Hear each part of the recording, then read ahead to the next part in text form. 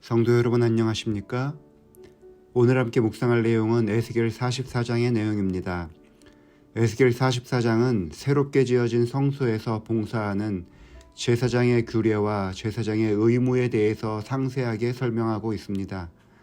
이스라엘의 회복으로 성전은 새롭게 만들어지고 하나님의 영광은 떠나지 않을 것입니다. 제사장들은 성전에서 봉사하게 될 것입니다. 그런데 9절부터의 말씀을 살펴보면 하나님께서는 기존의 성전에서 봉사하던 레위 제사장들의 제사 직분을 박탈하겠다고 하십니다. 왜냐하면 이들이 제사장임에도 불구하고 일반 백성들과 함께 하나님을 떠나 우상을 섬기는 일에 앞장섰기 때문입니다. 하나님께서는 사독의 후손들이 이들을 대신하여 제사장의 역할을 감당할 것이라고 말씀하십니다. 사독은 다윗 왕 때에 제사장직을 수행했습니다. 압살롬의 반역 사건 때에도 다윗의 곁에서 충성을 다했으며 이후 왕위를 계승하는 과정에서 다윗의 뜻을 따라 솔로몬을 왕으로 세우는 데 공헌을 한 사람입니다. 그래서 사독의 후손을 제사장으로 세우겠다는 말은 그들의 신실함을 인정해 주는 것을 넘어 다윗의 왕권을 승계할 메시아 시대에 그 영적 제사를 수행할 충성스러운 자들을 상징적으로 보여주는 것입니다. 15절부터 19절의 말씀을 살펴보시겠습니다. 이스라엘 족속이 그를 행하여 나를 떠날 때에 사독의 자손 레위 사람 제사장들은 내 성소의 직분을 지켰은즉 그들은 내게 가까이 나와 수종을 들되 내 앞에 서서 기름과 피를 내게 드릴지니라.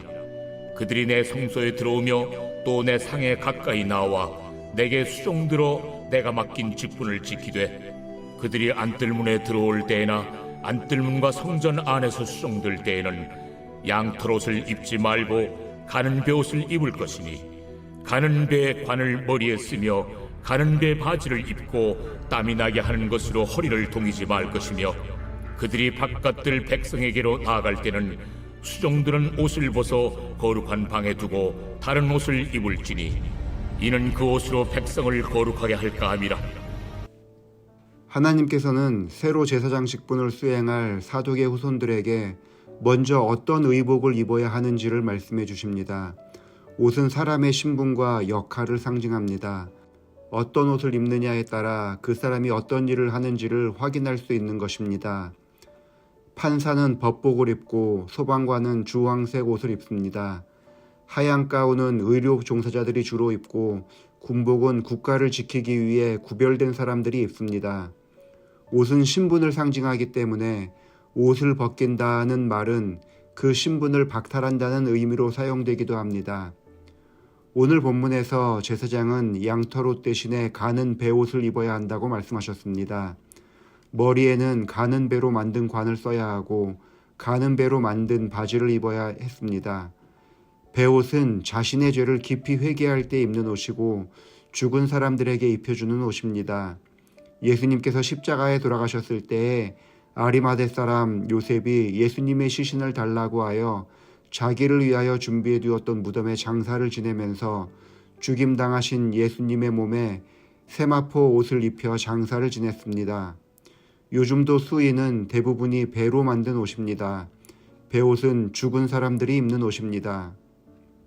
15절의 말씀을 살펴보면 제사장들이 하나님께 가까이 나아와 기름과 피를 드리도록 명령하고 계십니다. 제사장은 베옷을 입고 제물을 죽여 그것으로 제사를 드리는 것입니다. 짐승의 생명을 하나님께 드림으로 사람의 생명을 살려내는 일을 하는 것이 제사장의 역할이었습니다. 그렇기 때문에 제사장은 날마다 하나님께 제물로 바쳐진 짐승을 죽여 제물로 드리면서 자신도 그 짐승과 함께 죽는다는 마음으로 제사를 드려야 합니다. 제단 앞에 서서 하나님을 섬길 때에는 나라고 하는 존재는 더 이상 없어야 합니다. 이미 짐승보다 앞서 자신을 제단 앞에 죽여서 바쳐진 존재가 제사장입니다. 그래서 하나님께서는 제사장에게 세마포의 옷을 입으라고 하신 것입니다. 베드로전서 2장 9절에서는 우리를 왕 같은 제사장이라고 표현합니다. 지금 우리는 제사장으로 부름을 입은 것입니다. 그렇다면 우리는 지금 하나님 앞에 베옷을 입고 서야 합니다. 우리가 하나님 앞에 나아갈 때에는 우리 자신이 죽어져야 하는 것입니다. 나라고 하는 존재가 살아있으면 안 됩니다. 나의 자아가 살아있는 한 우리는 하나님께서 기뻐 받으실 만한 재물이 될 수가 없습니다. 나의 의나 나의 자랑, 나의 권위, 나의 자존심, 나의 욕망 등 나라고 하는 존재가 살아있어서는 안 됩니다. 그래서 예수님께서는 아무든지 나를 따라오려거든 자기를 부인하고 날마다 자기 십자가를 지고 예수님을 따르라고 명령하셨던 것입니다. 우리는 하나님의 부름을 받은 사람들입니다. 부름받은 사람들은 자기를 부인하고 예수님을 따라가야 합니다. 자기를 부인하는 자는 역설적으로 하늘의 복을 누리게 됩니다. 죄를 고백하지만 오히려 용서의 위로를 받고 고통스러운 회개의 순간에 오히려 감사함을 경험하게 되고 베옷을 입었지만 하나님께서 보시기에는 의의 옷을 입은 사람들처럼 보이게 됩니다. 베옷을 입는 겸손함으로 언제나 하나님 앞에 서는 성도들이 되기를 바라면서 말씀을 마치겠습니다. 기도하시겠습니다. 아버지 하나님, 우리의 더러운 누더기 같은 옷을 벗겨주시고 십자가를 통하여 그리스도의 의의 옷으로 감싸주시니 감사합니다.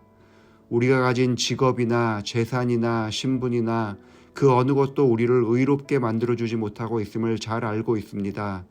언제나 주님 앞에 겸손하게 하시고 그리스도의 의의 옷을 입은 가운데 하나님의 자녀로서의 특권을 누리며 살아가도록 인도하여 주옵소서. 유묘순 집사님 가정을 위해서 기도드립니다. 집사님을 건강하게 지켜주심으로 주의 전을 찾아 악기로 봉사할 수 있는 힘과 능력을 더해 주셔서 감사합니다. 예배를 아름답게 만드는 이런 헌신을 통해 주의 은혜를 다른 이들에게도 더 많이 나누는 봉사가 되게 하여 주옵소서.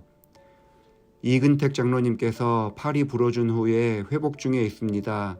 후유증 없이 잘 회복되게 하여 주시고 의사의 진단보다 더 빨리 회복되어지게 하여 주옵소서. 예수님의 이름으로 기도합니다. 아멘.